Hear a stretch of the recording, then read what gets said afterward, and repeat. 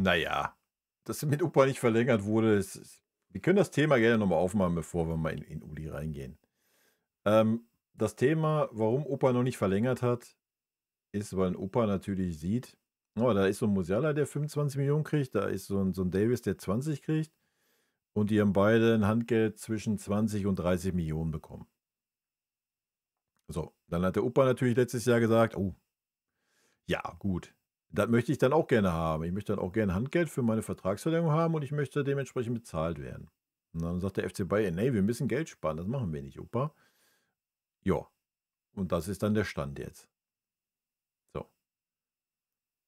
Ich denke, wir haben gesehen, wie der Hase bei uns läuft an Alphonso Davies. Ich glaube nicht, dass man sich die Blöße geben wird. Es sei denn, der Opa hat irgendwie, weiß ich nicht, mehr Rückgrat wie ein Davies. Ja. Und sich dann entscheidet in der Winterpause so, ab dann darf er, glaube ich, verhandeln mit anderen Vereinen, entscheidet sich dann nach Real. Weil Real Madrid ist halt jeden Top-Spieler dran, wo der Vertrag ausläuft. Da brauchen wir uns nicht. So, ja. Die sind nicht doof, die sind nicht um den Kopf gefallen, die sind bei jedem dran. Ne? Deswegen ist das auch schon wieder da am Motion und machen und tun. So. Oder der FC Bayern wird sagen: Jo, Opa, du kriegst die 20 Mille, du kriegst deine 20, 25 Millionen Handgeld, dann wird ein Opa verlängern, weil er sich in München wohlfühlt. So. Aber warum soll ein Opa, das ist doch die Krux, was ich gesagt habe. Warum soll denn ein Opa, der gute Leistung bringt, der Trainer auf ihn baut, warum soll der denn jetzt sagen, ja, ey, ist okay, gebt mir einfach 4 Millionen weniger wie ein Davis, gebt mir kein Handgeld, ist alles gerechtfertigt. Ich bin ja nicht so gut wie ein Davis. So, warum sollte er das sagen, Alter? Ja, so, da hat man sich, man hat halt kein Statement gesetzt, so. Man lässt sich von den Spielern auf der Nase rumtanzen. So, du kannst das natürlich jetzt setzen, dann musst du es am Opa setzen, musst ihm sagen, das ist unser Angebot, verlängere, ansonsten verlass den Verein. Hast du nicht getan vor der Saison und jetzt bist du in derselben Situation, wie du mit dem Davis warst. So. Sobald die Winterpause kommt, wenn der Vertrag bis dahin nicht verlängert ist, kann er mit Hunz und Kunz und allen quatschen, verhandeln, machen, tun. Das wird jetzt schon im Hintergrund passieren, machen wir uns nichts vor, über den Berater. Ja, das sind immer diese Eigentore, die wir schießen. Ne? Kannst du nicht nachvollziehen, aber ist so. Ich weiß auch nicht, was der FC Bayern jetzt erwartet. Ich meine, wenn man verhandelt hat und er hat gesagt, ja, das Angebot ist mir nicht hoch genug, was erwartet man dann, wenn der Spieler dann ins letzte Vertragsjahr geht? Erwartet man dann, dass man dann kein Handgeld zahlen muss? Dass der Spieler sagt, oh, nee, ist doch okay, ich bleibe jetzt für weniger? Hä? Ja, die Verhandlungsposition des Spielers wird doch nur stärker, wenn er ins letzte Vertragsjahr geht und der Vertrag ausläuft. Die wird doch nicht schlechter. So, es sei denn, du heißt Serge Gnabry und bist maßlos überbezahlt, dann wird die vielleicht schlechter, ja, weil der Verein dann eher gewillt ist zu sagen, Serge, hau rein, da ist die Tür. Ja. Aber ansonsten, für den Opa gibt es da genug Interessenten. Ob das Real ist, ob das Paris ist, er kann sich doch die Vereine aussuchen. Ja. Und keine Ahnung, was da beim FC Bayern wieder in der Birne ist. Aber da weiß ihr auch wieder nicht, wer ist dafür verantwortlich, wer hat das Sagen, ja. Ich meine, selbst die Vertragsverlängerungen wurden vom Aufsichtsrat abgesegnet, also, boah, keine Ahnung, blickst du nicht mehr durch. Ja. Wahrscheinlich ist das Uli, entweder sagt der Uli, yo, es ist okay, der Opa darf so viel Geld bekommen oder der Opa darf nicht so viel Geld bekommen. Ja, darauf wird es hinauslaufen. Und das ist natürlich super dumm. Ja, so. Es ist super dumm mit irgendwelchen Spielern und vor allen Dingen mit Spielern seines Kalibers ins letzte Vertragsjahr zu gehen. Ja. Und es war super dumm, einen Musiala Handgeld zu zahlen, obwohl er noch 1,5 Jahre Vertrag hatte. Ist doch logisch, dass dann so ein Opa, der dann auch noch über ein Jahr Vertrag hatte, wo die Verhandlungen angefangen haben, sagt, ey, ich möchte aber auch gern Handgeld haben, dass ich hier bleibe. So. Ja, ist das schön für uns Fans so oder keine Ahnung? Natürlich nicht, aber man darf nicht so blauäugig sein. Du was mit einem Spieler machst, so, stell dir vor, in deiner Firma ist, keine Ahnung, der kriegt Urlaubsgeld, du nicht. So, ja. Dann fragst du deinen Chef auch, Alter, was ist los? Bist du nicht ganz richtig in der Birne oder was? Ja. So, du gibst einen Musiala 30 Mille Handgeld 1,5 Jahre bevor der Vertrag ausläuft, damit er den Vertrag verlängert.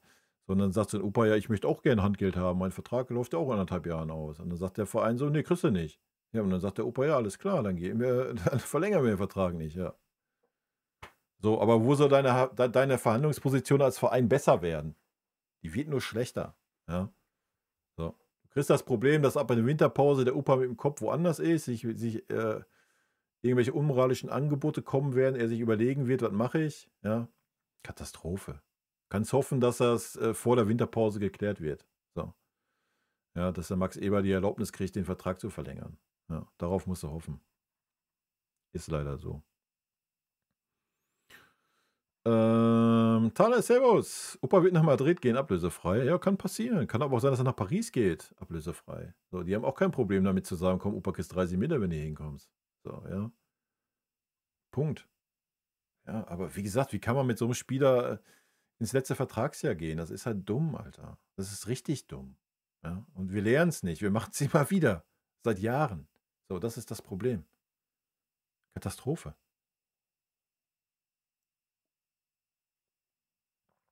Die lernen das halt nicht, einmal ein vernünftiges Statement zu setzen. Einmal zu sagen, so, bis hier, nicht weiter, ja. Alles gut, du hast noch ein Jahr Vertrag, alles klar. Dann verlässt du den Verein, wenn du den Vertrag jetzt nicht verlängern willst. Das ist doch fein, das ist doch das Business, Alter. Ja, das ist nicht böse. Dann ist mal, also ich wäre als Fan auch nicht sauer, ja. Weil alles gut, du kriegst die Ablöse, die du gezahlt hast für den Opa, kriegst du wieder raus. Alles ist gut und er geht woanders hin, wenn er meint. Ja, wenn er meint, er kriegt nicht genug Geld bei uns, alles gut. Dann verkauf ihn, hättest du ihn im Sommer verkaufen müssen und Feierabend. Wäre gut gewesen, ja. Punkt. Hättest du den Ersatz geholt, gut. Ja. Ganz einfache Kiste. Aber so machst du dir jetzt wieder ein Fass auf, Alter. So.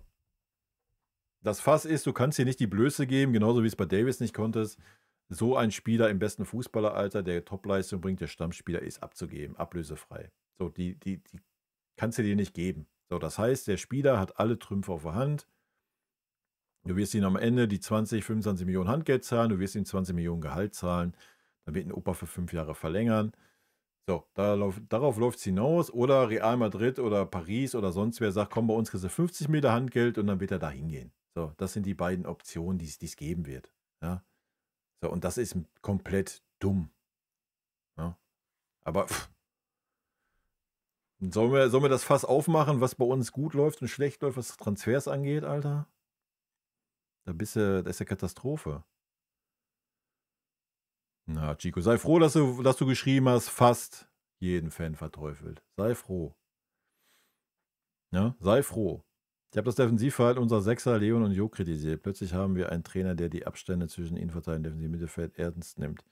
Ja gut, also tut unser aktueller Trainer aber auch nicht. Der nimmt die auch nicht mehr ernst. Opa spielt für mich Weltklasse und jetzt ist Opa der Böse, war von Anfang an Opa-Fan und habe seine Fähigkeiten immer verteidigt und unterstützt. Opa ist doch gar nicht der Böse. Wer sagt das denn?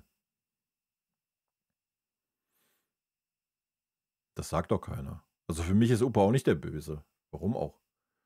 Ja, das ist, wie gesagt, Fußball ist Business und nochmal, wenn du siehst, der Typ bringt die und die Leistung und kriegt das und das Geld, ja, Leute. Ja, das ist Business, Alter. Spielt keiner beim FC Bayern, weil es der FC Bayern ist. So, das Thema haben wir 100 Mal gehabt, da spielt keiner mehr. Keiner in dieser Mannschaft. Keiner. Nicht ein Spieler tut das. Die spielen alle da, weil sie die Kohle kriegen. Punkt. Ja. Und wenn der Opa jetzt, ist doch klar, aus seiner Sicht, ja, macht er doch alles richtig, Alter. Er geht ins letzte Vertragsjahr, bam. Geht er zum FC Bayern, sagt, du gibst mir das, das, das und das. Machst du nicht, ja, dann gehe ich nach Paris, dann gehe ich nach Madrid. Oder was weiß ich, nach Manchester oder sonst wo. Ja. Und gut ist. So, den Spielern ist das doch am Ende scheißegal, wo sie spielen, Alter. Der letzte war Tell, ja, zumindest wo man das Gefühl hatte, ja. Stimme ich zu. So, sonst hast du das nicht mehr. Die Zeiten sind lange vorbei, leider. Und Opa jetzt, weiß ich nicht. Ey, alles gut, ja. Ich habe Opa immer verteidigt, wisst ihr alle hier auf dem Kanal, ich halte viel vom Opa. Ob der Opa jetzt wichtiger ist, ganz ehrlich, ob der Opa jetzt nächstes Jahr da ist oder nicht, sage ich dir ganz ehrlich. Ja, es wäre natürlich schade, ja, weil er auf einem guten Weg ist und so weiter. Aber ich habe auch kein Problem, mir da selbst im schlimmsten Fall einen Tar und einen Stunny vorzustellen in der Innenverteidigung. Ja, auch wenn Stunny natürlich ein anderer Innenverteidiger ist. Aber du hast immer auch noch einen Ito, den du nicht vergessen darfst, ja, der in Stuttgart wirklich stark war. Können wir natürlich noch nicht beurteilen. Da muss er erstmal hoffen, dass der Fuß hält, logisch. Aber ganz ehrlich, ja, also Also du wirst auch einen anderen Innenverteidiger kriegen. Klar, den musst du erstmal wieder auf das Level dann kriegen und so weiter. Da brauchen wir nicht drüber reden, aber wir müssen jetzt auch nicht so tun, als, keine Ahnung, steht und fällt das Defensivspiel mit Upamecano, Alter. Ja, das ist halt auch nicht der Fall. So. Das ist nicht mit De Ligt passiert, ja, obwohl man das da gedacht hat. Und das wird auch nicht mit dem Opa passieren. So, Punkt. Ja, wie gesagt, für mich wäre es auch super schade. Ich sehe den Opa auch in den nächsten Jahren als einer der Innenverteidiger, wenn er seinen Weg weitergeht, den er gerade bei uns angefangen hat. Aber selbst wenn er weg ist, ist er weg, Alter. Dann wird ein anderer in die Fußstapfen treten und gut ist. Also wie gesagt, ich finde Stunny auch einen sehr, sehr starken Innenverteidiger. Vielleicht nicht so rigoros im 1:1, wie es ein Opa ist, gegen eine bestimmte Art von Stürmer. Ja, da könnte ein Stunny wahrscheinlich Probleme kriegen. Aber alles andere, vom Stellungsspiel her, von der Schnelligkeit her, spielt der Stunny einen richtig guten Innenverteidiger. Meine Meinung. Und wie gesagt, wir müssen mal den Neuzugang Ito abwarten ab der Winterpause. Ne?